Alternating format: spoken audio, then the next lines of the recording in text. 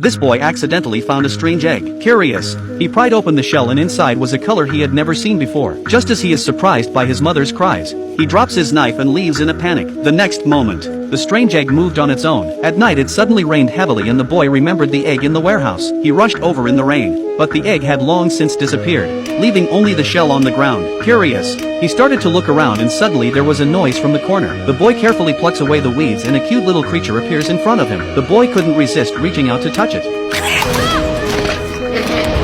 I didn't expect the little creature to be so wary, so the boy turns around and gives it a potato to eat and the little creature relaxes and approaches the boy. The next day Angus came back to the warehouse, only to find that it had been turned into a dump. Angus guessed he must be starving so he brought a bucket of food. The little monster climbed into the barrel and ate it up. Angus started to look through the book to see what the creature was, but there was nothing in the book. Suddenly the sound of the little creature came from behind him and Angus turned around and was amazed that he had just eaten the entire bucket of food. He reached out and touched the little creature and found him dry, so he filled the bucket with water. The little creature immediately swam away happily and Angus played with him all afternoon. But just then there was a ruckus outside the house and an army with orders from their superiors wanted to use his house. Mom had to agree and Angus looked at the people in front of him and was terrified, for his father had never returned from the front. After a tour the officer was happy to stay and immediately arranged for help to prepare a dinner for the day. On the other hand, the little monster had been looking for Angus ever since he left. He even crawled from the warehouse into the house and strutted down the corridor. However, a dog found him.